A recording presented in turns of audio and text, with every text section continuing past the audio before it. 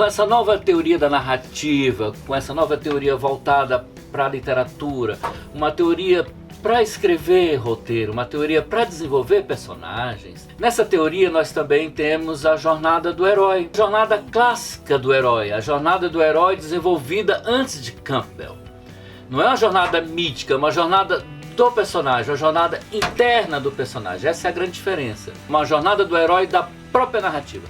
É uma jornada gerada pela narrativa. Então essa jornada ela vem de Propp, que foi o primeiro sujeito na década de 20 a começar a gerar essas sementes da que seria uma jornada do herói. E já nos anos 90, o semiótico das paixões, lá, o Greimmar, lá na França, ele começou a formatar essa jornada do herói de uma forma correta, com a sua própria teoria. Ele só fecha a jornada do herói a partir dos anos 90. O que vem ser essa jornada do herói da própria literatura, a jornada do herói da própria teoria do roteiro? Vem ser a jornada interna do personagem. E a gente tem uma teoria para mostrar como é que funciona essa jornada de ação do personagem, na jornada do herói, e a jornada interna do personagem. Como a jornada da ação do herói é mais conhecida, eu vou explicar para vocês primeiro o que é essa jornada do herói do ponto de vista da teoria do roteiro. Primeiro, do nível da ação. Vou pegar o herói de Game of Thrones, que foi uma série que todo mundo viu. A Arya e Jon Snow são os dois personagens heróicos de Game of Thrones. O que caracteriza a jornada do herói, normalmente, é que o herói sai em busca de um objeto, em busca de um destino. E normalmente, quando o herói, nessa jornada do herói, quando ele sai em busca do seu destino, ele tem um destinador. Uma das primeiras características que a gente observa na jornada do herói é que existe por trás dele, por cima dele talvez, um destinador que indica o que ele deve fazer, um destinador que vai interferir na jornada que ele vai fazer. A gente tem até um gráfico na parte da teoria para a gente mostrar o papel da jornada do herói com relação a esse destinador. Então a primeira teoria para a gente entender uma jornada do herói, por exemplo, a gente coloca ele dentro dessa formulazinha aqui, que você tem um personagem em busca de um objeto, né? Jon Snow em busca de libertar a sociedade dos caminhantes brancos, né? O objeto dele é defender a sociedade, né?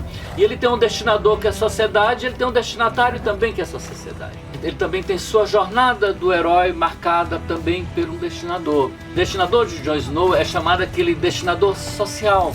O destinador de Jon Snow é a sociedade. No final da sua jornada, quando Jon Snow mata Daenerys, que seria a paixão da vida dele, ele está agindo em nome de um destinador. A Arya, para ela poder vingar-se da morte dos pais em Game of Thrones, ela também tem um destinador. Ela procura já quem que vai destinar ela o saber matar, para ela poder matar as pessoas que mataram seus pais e poder vingar-se.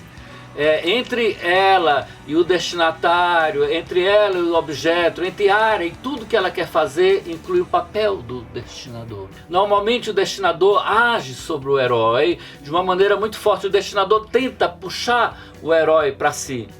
A Arya, quando ela está aprendendo a matar, já quem tenta trazer a Arya para si, já quem tenta usar a Arya, tenta ficar com a Arya. Nós temos esse esquema que vocês viram aí, que a gente forma mais ou menos a base da jornada do herói, mas o herói, quando ele vai para a luta, quando ele vai para os seus atos heróicos, ele tem uma jornada que se desenvolve em 3 atos. A jornada do herói, que começou com o Greimmar, que é uma jornada muito interessante, é a jornada do contrato, da manipulação e da sanção. Quando Jon Snow faz um contrato com a Patrulha da Noite, quando ele se alia à Patrulha da Noite, é um contrato com a Patrulha da Noite.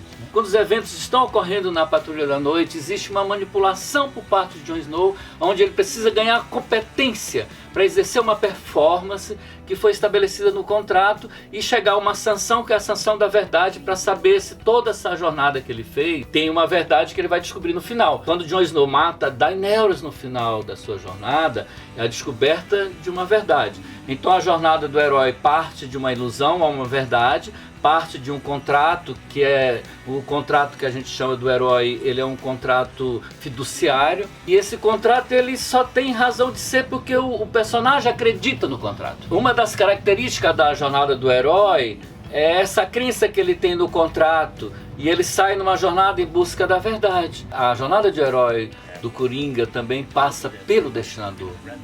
Toda a problemática da jornada de herói do Coringa está em relação ao destinador.